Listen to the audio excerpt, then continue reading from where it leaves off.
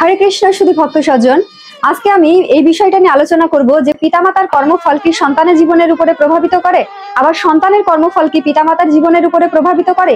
এই বিষয়টা নিয়েই আজকে আমি শাস্ত্রীয় প্রমাণ সহ ব্যাখ্যা আপনাদের সামনে তুলে ধরবো।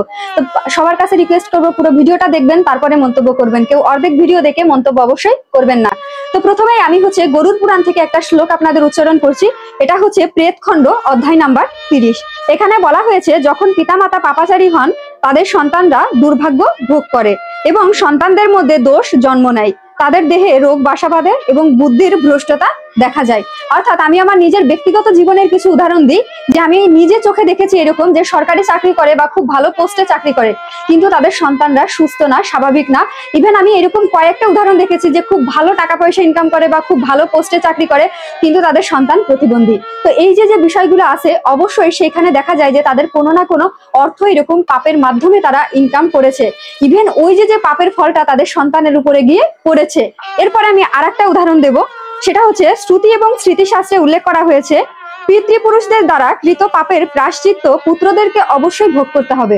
অর্থাৎ আপনার পূর্ব পিতৃপুরুষরা যেটা করে গেছে সেটার পাপের ফল কিন্তু তাদের সন্তানকে, অর্থাৎ তাদের পূর্বপুরুষ যারা করে গেছে তাদের পরের যে প্রজন্ম থাকবে তাদের কিন্তু সেটা ভোগ করা লাগবে। আমি খুব হতবাক হয়ে গেছি, সেদিন আমাকে একটা মেয়ে মেসেজ দিয়েছে, সে মাত্র দ্বাদশ শ্রেণীতে পড়ে, অর্থাৎ কলেজে পড়ে।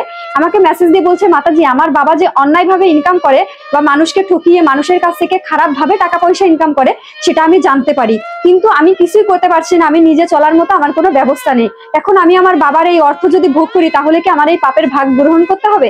তো অবশ্যই গ্রহণ করতে হবে। কারণ যেরকম একজন সন্তান যখন তিনি ভালো কিছু করেন, তখন যেরকম পুরো এলাকায় পুরো জগৎ সংসারে সেই পিতার সুনাম হয় যে অমুকের সন্তান অমুক কাজ করেছে, সেটার প্রভাব যেরকম পড়ে, সেম এজ ভাবে যখন সেই পিতামাতা কোনো খারাপ কাজ করে সেটার প্রভাবও কিন্তু তার সন্তানের উপর গিয়ে পড়বে। ইভেন দেখেন ভাগবতের 6ষ্ঠ স্কন্ধের প্রথম অধ্যায়েও এই বিষয়টা নিয়ে আলোচনা করা হয়েছে।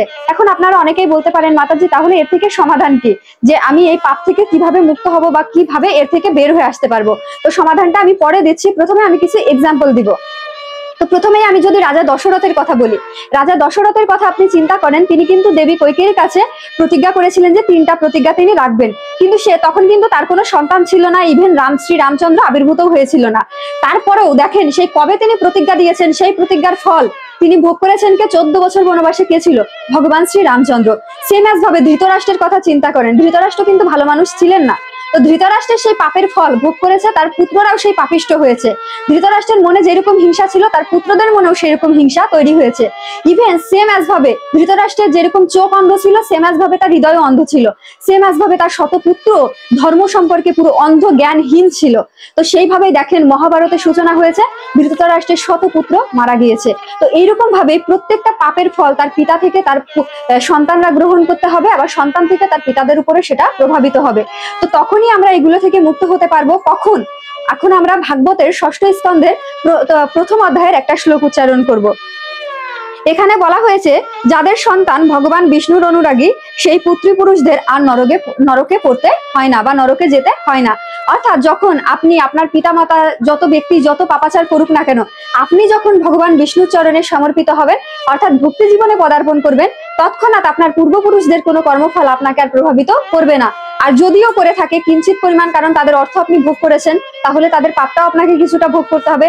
যদি করেও থাকে আপনি ভক্তি জীবনে থাকার কারণে, সেটার কোনো বড় আকারে কোনো খারাপ কিছু আপনার জীবনে প্রভাবিত করবে না।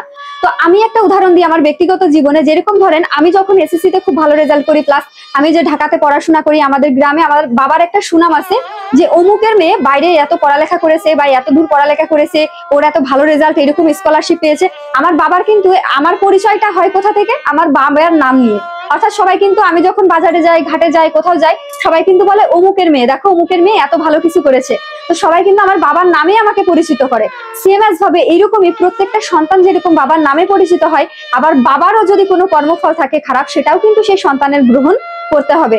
তো এই কারণে আমরা যখন ভক্তি জীবনে আসি, আমাদের একটা কথা বলা হয় যে সবার আগে নিজেকে ঠিক করতে হবে, তারপরে নিজের পরিবারকে।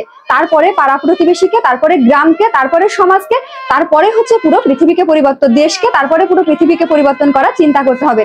তো প্রত্যেকটা বিষয় হচ্ছে এভাবেই সূচনা হয়। তো আশা করি আপনারা, আমি কয়েকটা এক্সাম্পল দিয়েছি এখানে, আর আরো যদি আমি শাস্ত্রীয় প্রমাণ দিতে যাই, আরো এরকম অনেক শাস্ত্রীয় প্রমাণ আছে যেখানে হচ্ছে পিতার কর্মফল পুত্র ভোগ করেছে, পুত্রের কর্মফল পিতা ভোগ করেছে।